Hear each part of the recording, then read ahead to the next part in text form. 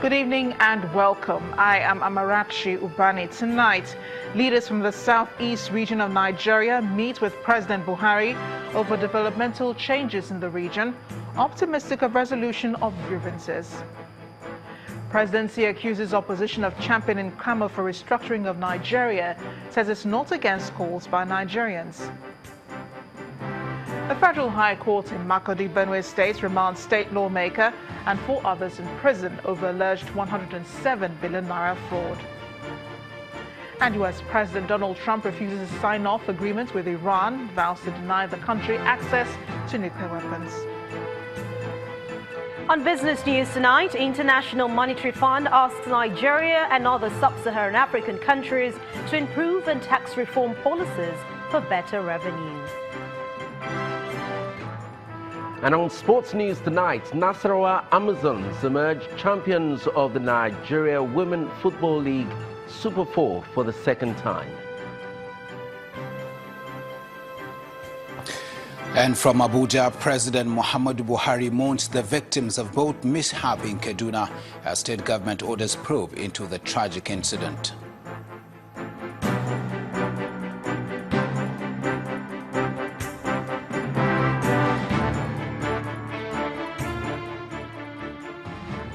We begin tonight from the nation's capital, Abuja, where leaders from the southeast region of the country have again taken their cry over perceived marginalization to the president. Members of the visiting team include the Deputy Senate President, ministers, governors, leader of Ohaneze Ndigbo, and some senators from the region. At the end of the meeting, the delegation appeared satisfied and believed that the president would work towards solving the problems which they admitted preceded the Buhari administration. The president also hosted the governorship candidate of the APC, Dr. Tony Nwoye, ahead of the November 18th governorship election. Our correspondent Ibrahim Adra reports. The Deputy Senate President led the stakeholders from the southeast. It's a significant engagement that could potentially address issues that affect both parties, with implications for the unity and progress of the country.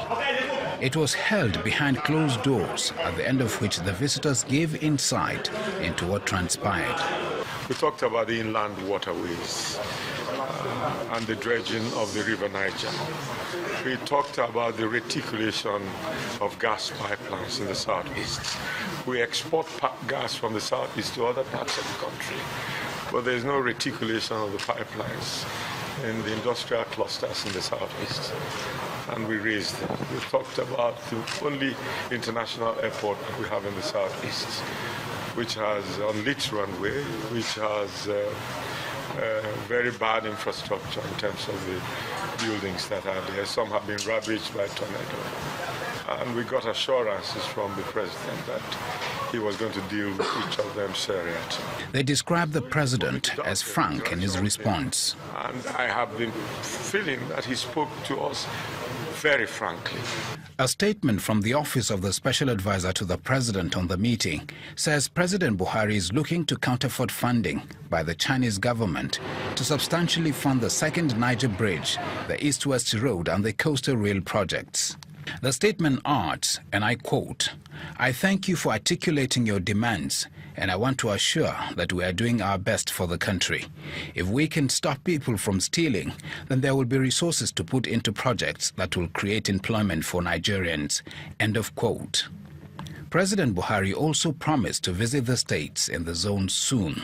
Earlier in the day, the candidate of the All Progressive Congress for the Anambra governorship election was presented to the president. We have had our primaries, we have settled appeals, we have done reconciliations.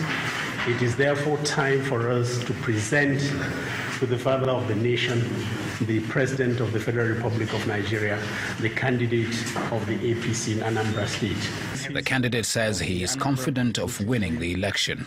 Based on the campaign we have done so far, I will continue reaching out to people. While the consultations, I'm confident that by special God's grace, because God gives power, that we're going to win November 18th governorship election in Anambra in his landslide manner. The Independent National Electoral Commission has slated the 18th of November for the Anambra governorship elections, which is yet another litmus test, not only for the umpire, but for the people of the state and the nation at large. From the presidential villa in Abuja, Ibrahim Adra, Channels Television News.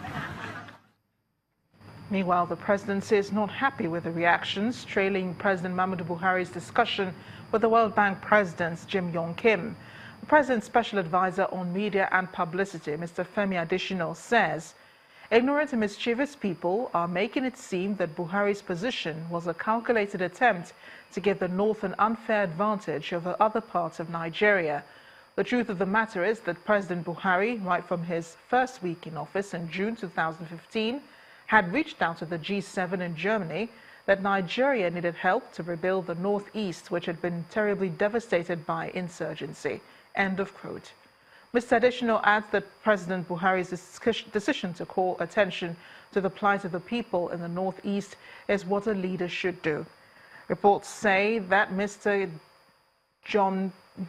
Kim disclosed in Washington, D.C. that President Buhari had requested a concentration of the bank's intervention efforts in the northern parts of Nigeria.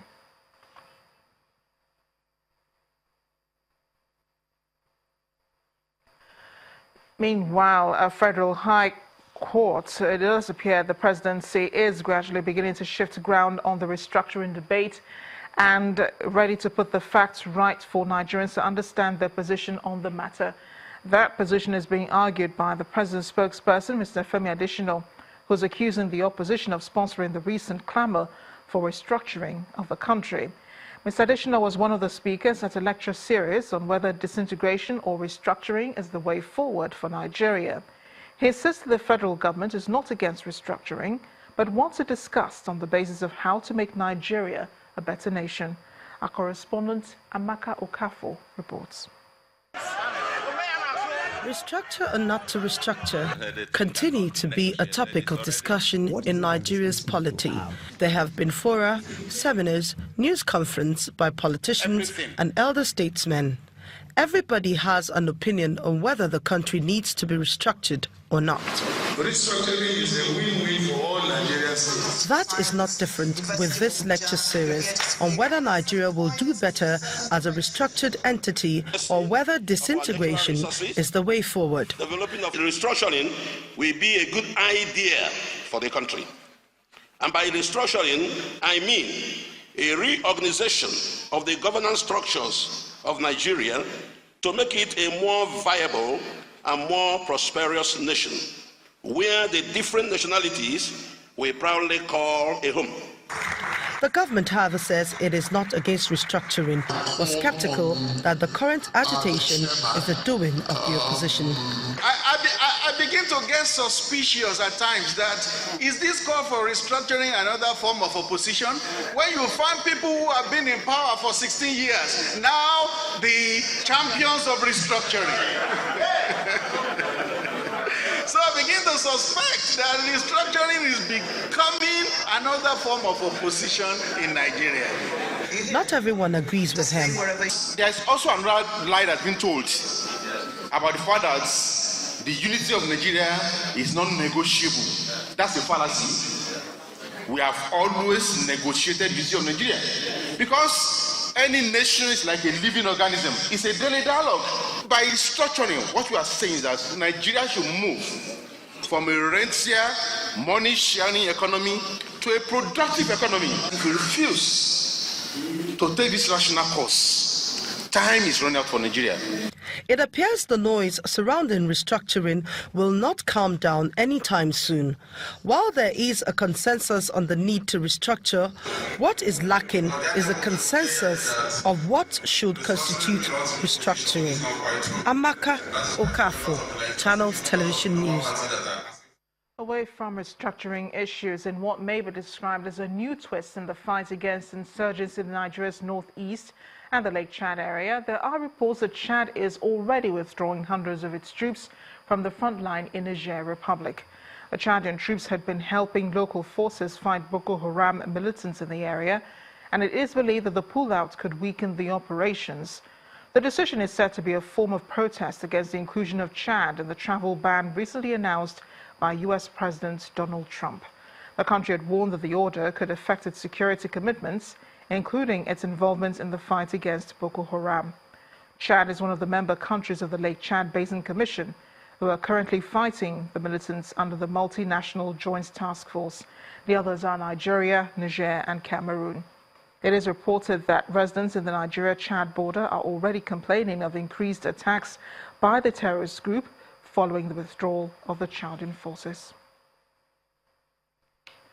Meanwhile, a federal high court sitting in Kainji, Niger State, has convicted and sentenced 45 Boko Haram members to between 3 and 31 years in jail, following the conclusion of the first phase of the trial, during which 575 suspects were arraigned. A statement from the Office of the Minister of Information and Culture, Lai Mohammed, explains that the court also discharged 468 suspects who had no case to answer. It adds that 34 cases were struck out, while 28 suspects were remanded for trial in Abuja and Minna in January next year. The court ordered that the 468 discharged persons should undergo de-radicalization and rehabilitation programs before being handed over to their respective state governments. Justice Cecilia Olatoregun of the Federal High Court in Lagos has ordered the temporary forfeiture of a sum of 1.4 billion naira to the federal government. That money is believed to be part of unrefunded Paris and London club loans domiciled in 2 commercial banks. Apart from the order of temporary forfeiture of the money, the court also ordered the EFCC to notify whoever is interested in the said money to appear before the court to show cause why the money should not be finally forfeited.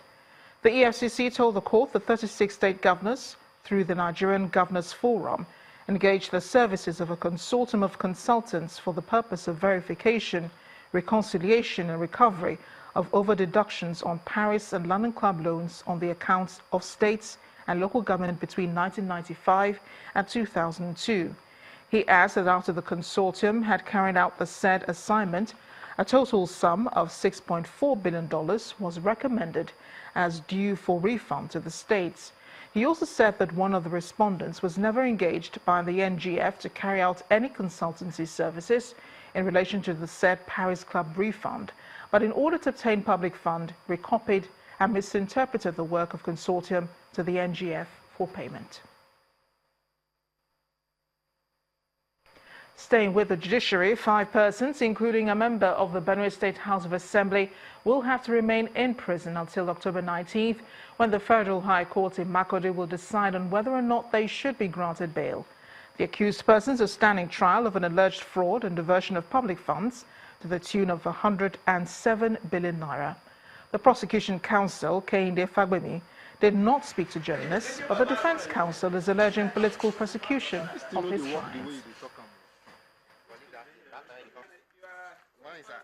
The offenses under which they were charged, I don't know the reason why some of their colleagues were left out, particularly the chairman of organ who hold the office between 2007 to 2011 in the person of Augustine Avan, and so many others. So I think it looks as if it is a selective prosecution, because they were in the same boat. They're not supposed to handpick and then prosecute, because most of them are in APC. I think it is not weird with the fight, with the way the Buhari regime wants to fight corruption. If we are fighting corruption, let it be holistic, not selective. In part 2, after the break, Nigeria's central bank governor Godwin Emefiele seeks increased investments in the country's agricultural sector. Plus, more from Channel's business news editor at the ongoing IMF World Bank Summit in Washington, D.C. Stay with us.